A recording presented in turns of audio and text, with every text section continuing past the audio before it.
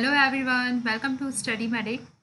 तो आज का हम करंट अफेयर शुरू करते हैं। जो ए दीक्षित हैं उनको न्यू एडमिनिस्ट्रेटर पीएमसी बैंक का अपॉइंट किया गया है। और ये जो किया गया है अपॉइंटमेंट वो हमारा आरबीआई के द्वारा किया गया है, क्योंकि जो आरबीआई था, जो पीएमसी बैंक था, उसकी इरेगुलरिटीज़ की वजह से और जो हमारी लगातार उसकी जो फ्रॉड आ रहा था पीएमसी बैंक का, उसकी वजह से हमारा जो आरबीआई है उन्होंने ए के दीक्षित को अपॉइंट किया है as a new administrator PMC bank का। तो हम अब जानते हैं पीएमसी बैंक के बारे में।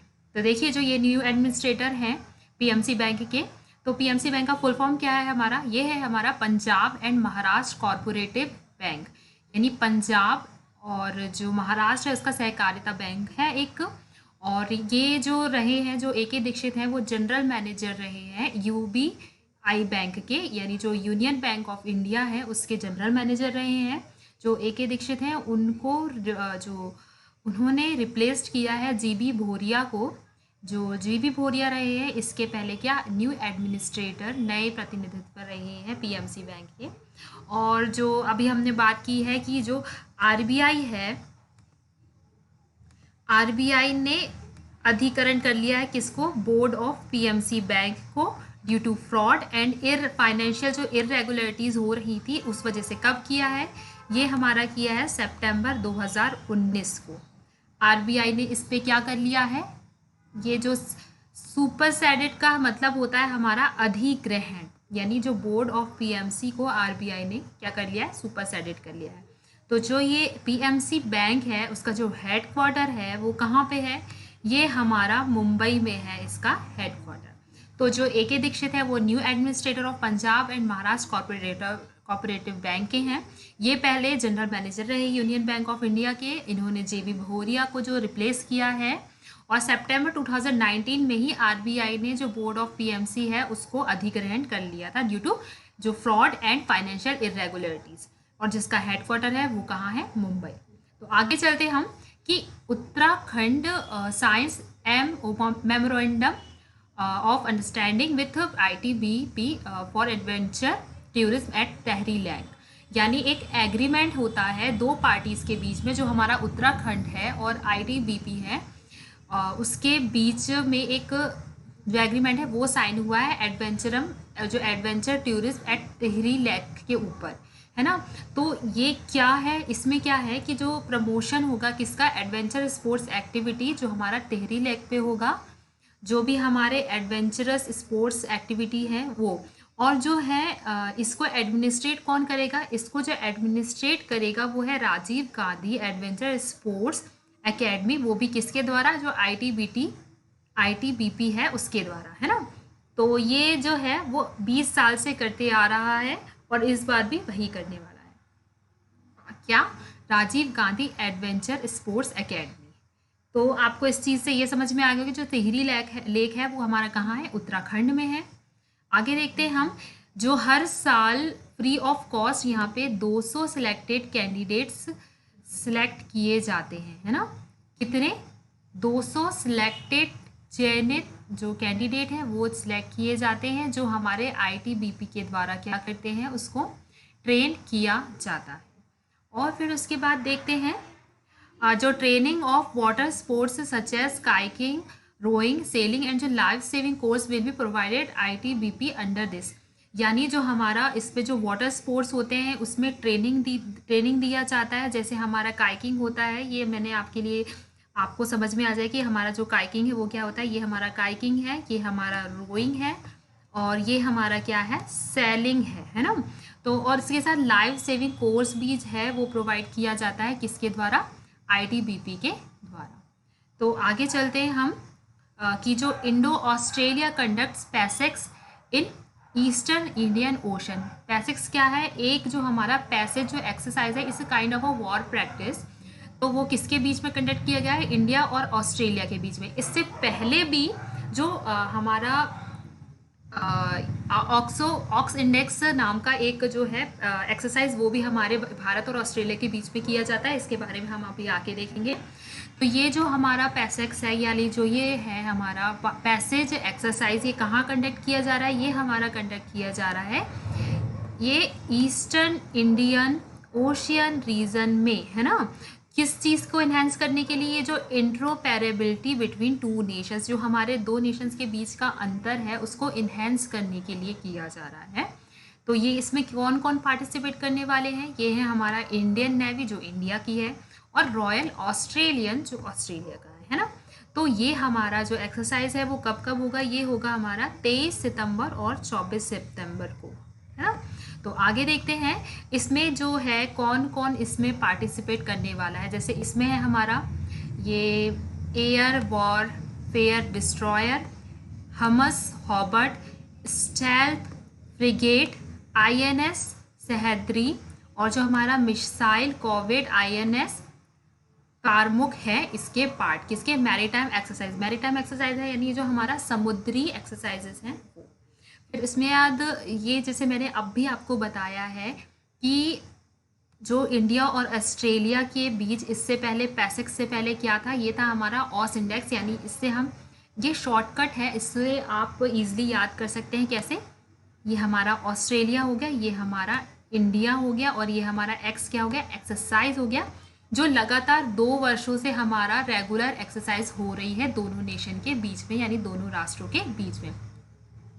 तो हम जानते हैं कि अब जानने की कोशिश करते हैं कि जो ऑस्ट्रेलिया है उसकी जो राजधानी है वो क्या है, वो है हमारी कैनबरा, और जो इसके प्रधानमंत्री है वो है हमारे स्कॉट मॉरिसन। तो कौन है हमारा स्कॉट मॉरिसन, और ऑस्ट्रेलिया की कैपिटल क्या है, ये है हमारी Canberra.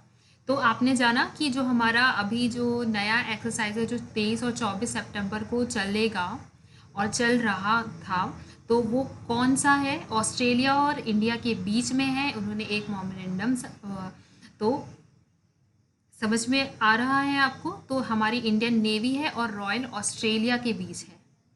Okay, to enhance what, to enhance interoperability between two nations. और ये कहाँ पे होगा, ये होगा हमारा ईस्टर्न इंडियन ओशंस के बीच में। तो आगे चलते हैं हम, अब हम देखते हैं कि world maritime day being observed today, today it means ये हमारा 24 सितंबर को जो है मैरीटाइम डे बीइंग ऑब्जर्व्ड हुआ है, यानी उस दिन हमारा विश्व समुद्री दिवस आता है, जिसका थीम क्या है हमारा, sustainable shipping for a sustainable planet, है ना। तो ये हमारा जो विश्व समुद्री दिवस है उसका एक थीम है, और ये किसके द्वारा दिया गया है, ये हमारा इंटरनेशनल मैरीटाइम ऑर्गेनाइजेशन के द्वारा दिया गया है, जो हमारा हर साल 24 सितंबर को जो है मनाया जाता है। थ्रू इसमें क्या मार्क किया गया, इसमें स्पेशली जो मार्क है उसका एम है कि जो हमारी दुनिया की इकोनॉमी है उसमें इंटरनेशनल मैरीटाइम इंडस्ट्रीज़ पे कंट्रीब्यूशन करना, है ना। जो हमारा अंतर्राष्ट्रीय समुद्री उद्योग है, जो हमारी एक वर्ल्ड की इकोनॉमी में उसका कंट्रीब्यूशन बढ़ाना है और उसको आगे मतलब उसको उस पर फोकस किया है। तो the day is observe by is celebrated by International Maritime Organization, जैसा कि हमने अभी बात की थी। जो ये यूजुअली जो बनाया जाता है ये हमारा लास्ट वीक और लास्ट थर्सडे ऑफ सितंबर को मनाया जाता है, यानी जो हमारा महीने का लास्ट वीक होगा या लास्ट थर्सडे है उस दिन मनाया जाता है। तो इसका थीम हमारा क्या है, इसका थीम है हमारा sustainable shipping for sustainable planet, जो हमने अभी बात की थी, है ना। तो आगे चलते हैं हम कि railway plans 100% of its broad gauge routes by 2023, यानी जो हमारा रेलवे है, रेलवे प्लान्स में ये है कि जो 100% जो ब्रॉड गेज है उसको, जो उसका रूट है उसको बढ़ाना है 2023 तक। जैसा कि हम जानते हैं कि इसमें जो उनका इंडियन रेलवेज़ का प्लान ये है कि जो 100% इलेक्ट्रिफिकेशन है उस ब्रॉड गेज रूट पे बढ़ाना है और इलेक्ट्रिफिकेशन करना है 2023 तक। देखिए जो 63% है वो तो हो चुका है, और टोटल कितना रूट में से 63,631 रूट किलोमीटर में से हमारा जो 63% है वो हो चुका है, और हमारा कितना इलेक्ट्रिफिकेशन बाकी है, ये हमारा 23,765 रूट किलोमीटर लाइन्स जो है अब वो जो अभी भी बाकी है। ठीक है, तो फिर आगे देखते हैं हम जो vacant rain land of railways which is not in immediate operational needs will be utilized in the interim period for commercial development to mobilize additional finance resources। तो जो एडिशनल फाइनेंस रिसोर्सेज को मोबिलाइज करने के लिए और व्यापारिक विकास बढ़ाने के लिए जो अभी भी रेलवेज जो हैं वो जो अभी भी ऑपरेशनल में नहीं है उसको इंटरीम पीरियड में कवर करने की कोशिश की जाएगी, है ना। और तो फिर जानते हैं कुछ बेसिक की जो हमारे रेलवे मिनिस्टर है वो कौन है, वो है हमारे पीयूष गोयल जो हमारे क्या हैं रेलवे मंत्री हैं।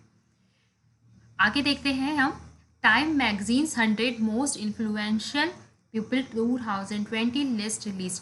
तो ये है कि जो टाइम मैगजीन है वो हमेशा हर साल 100 मोस्ट इन्फ्लुएंशियल पीपल को लिस्ट रिलीज करती है, जिस जो हमारा कितने कैटेगरी में होता है, ये हमारा 5 कैटेगरी में होता है। एक होता है हमारा पिनर्स और फिर होता है आर्टिस्ट, फिर होता है हमारा लीडर्स, फिर टाइटन्स और आइकन्स। तो फिर हम देखते हैं कि जैसे प्रधानमंत्री हमारे क्या हो गए, एक लीडर हो गए, एक पॉलिटिशियंस हो गए, इस साल इनको मिला है। और जो ये हमारी आइडल है जिनको बिल्की बोला जाता है, जिनका एक जो हमारा अलग नाम दिया गया है, आयुष्मान खुराना को दिया गया है, सुंदर बच्चे को दिया गया है। तो आगे देखते हैं हम कि किन किन को दिया गया है। जो इंडिया है, इंडिया में से हमारे टॉप 5 को, मतलब जो टॉप 10 में जो हमारे 5 इंडियंस कैटेगराइज हुआ है इसके लिए इस लिस्ट में इंक्लूड हुए हैं। तो हम देखते हैं वे कौन कौन है। पहले है हमारे नरेंद्र मोदी जी जो हमारे भारत के प्रधानमंत्री हैं, और ये he is the only Indian politician जो हमारे टाइम लिस्ट में चौथी बार 2014 से चौथी बार इस टाइम लिस्ट में मतलब लिस्ट में आए हैं। ठीक है, फिर आगे देखते हैं। ये हमारे प्रोफेसर रविंद्र गुप्ता जिन्होंने विनर के लिए मिला है प्रोफेसर ऑफ क्लिनिकल माइक्रोबायोलॉजी, है ना। फिर आगे देखते हैं। फिर ये है हमारा आयुष्मान खुराना, जैसे कि हम सब बॉलीवुड उससे परिचित ही होंगे, तो बॉलीवुड एक्टर हैं। फिर है हमारे सुंदर पिचाई जो गूगल के CEO हैं। और ये है बिल्किस जिसका जैसे मैंने अभी बताया, ये है एक आइकन है जिनको दादी फ्रॉम शाहीन बाग से इनका टाइटल है। तो ये चीज़ें समझ में आ गई। तो किन किन को मिला है, हमारे यहाँ मोदी जी को मिला है, और फिर हमारे यहाँ सुंदर पिचाई हो गए, हमारे जो रविंद्र गुप्ता हो गए उनको, और फिर इसके बाद हमारे क्या हो गई, ये हो गई बिल्किस दादी फ्रॉम शाहीन बाग। तो आगे देखते हैं। जो हमारी इतिहासकार रोमिला थापर है, उन्होंने एक नई बुक लॉन्च की है वॉइसेस ऑफ डिसेंट्स, है ना। तो वो क्या है, एक इतिहासकार के साथ साथ एक राइटर भी हैं जिन्होंने एक नई बुक लॉन्च की है, वो है हमारी वॉइसेस ऑफ डिसेंट। ये 19 अक्टूबर तक शॉप्स में आ जाएंगी। और इसमें क्या क्या दिया गया है, इसमें जो हिस्टोरिकल ऐसे है, इसमें जो इतिहासकार जो हमारा ऐसे हो गया, और exploring dissent including it articulation and public response to a particular forms. जैसे जो हमारा इसको इसमें स्पेशल फोकस क्या क्या किया गया है, जो भी हमारे नेशन में प्रोटेस्ट हुए हैं उससे, जैसे जो हमारा इंडियन सिटीजनशिप लॉ जो है, सिटीजनशिप लॉ के तहत, और जो NRC का जो हमारा प्रोटेस्ट हुआ था उसमें स्पेशल फोकस किया है इस बुक पे, यानी वॉइसेस ऑफ डिसेंट। जैसे हमसे ये क्वेश्चन पूछ लिया जाएगा, name the book of based on citizenship law and the NRC protests. तो ऐसे क्वेश्चंस हमसे पूछे जा सकते हैं, इसलिए हमको ये वाला जो करंट अफेयर है वो पढ़ना बहुत ज़रूरी होता है। और ये जो है पब्लिश 2 लोगों ने किया है इसको जॉइंटली, एक है Penguin Random House India and Sequel Books, इसके द्वारा पब्लिश किया गया है। और ये जो लिखा है वो किसने लिखा है, ये हमारा रोमिला थापर ने लिखा है। इस बुक का नाम क्या है, वॉइसेस ऑफ डिसेंट्स। आगे देखते हैं हम कि Khushi Sindalia elected as a Indian ambassador for UNEP programme. ये हमारा यूनाइटेड नेशन इन्वायरमेंट प्रोग्राम है तुंजा इको जनरेशन। जो हमारी खुशी चिंदलिया है 17 वर्षीय है और ये बहुत कम उम्र की है। इनको रीजनल एम्बेसडर फॉर इंडिया जो है यूनाइटेड नेशन इन्वायरमेंट प्रोग्राम में चुना गया है as a regional ambassador for India, जो 17 वर्षीय की है। और ये सूरत गुजरात में रहती हैं, वहाँ की रहने वाली है। तो इन्हीं को क्यों बनाया गया है, इनको इसलिए बनाया गया है कि जो इन्होंने जो हमारा जो क्लाइमेट चेंजेस है को फोकस किया है, जो इन्वायरमेंट और जो उसमें जो क्लाइमेट चेंज होते हैं उसको फोकस किया है। इस वजह से और इन्होंने जो नीड टू सेफगार्ड्स जो हमारा इन्वायरमेंटल ट्रेजर्स को इन्हेंस किया है, इस पे यानी उसको बढ़ावा दिया है जो भी हमारा। तो ये चीज़ें आपको समझ में आई होगी, यानी जो हमारा जैसे जो हमारा इन्वायरमेंटल ट्रेजर्स है, जो हमारा पर्यावरण खजाना है, उसको सेफ कैसे करना है उसके बारे में बताया है, उसकी जो इम्पोर्टेंस है हमारे पर्यावरण की, उसका इम्पोर्टेंस बताया है। उसी प्रकार से इसलिए इनको हमारा जो रीजनल एम्बेसडर फॉर इंडिया चुना गया है। और फिर तो आई होप आपको मेरा इतना वीडियो पसंद आया होगा तो मेरे वीडियो को ज़रूर लाइक करें, शेयर करें, कमेंट करें आपको कैसा। ओके, तो मैं आपको एक चीज़ और बता देना चाहती हूँ कि जो UNEP है उसका हेड क्वार्टर कहाँ है। उसका हेड क्वार्टर कहाँ है? उसका हमारा हेड क्वार्टर है नायरोबी, केन्या में। और जो हमारा जो नायरोबी है केन्या में है, और जो उनकी ये जो UNEP है उसके जो हेड है वो कौन है? वो है इंगर एंडरसन, है ना। तो इंगर एंडरसन क्या है? इसके हेड है। जो UNEP है, यूनाइटेड नेशन इन्वायरमेंट प्रोग्राम की हेड है, और इसका जो मुख्यालय है, हेड क्वार्टर है, वो कहाँ है? नायरोबी, केन्या में। तो आई होप आपको मेरा वीडियो पसंद आया हो, तो मेरे वीडियो को लाइक, शेयर, कमेंट करें और मेरे चैनल को सब्सक्राइब करें।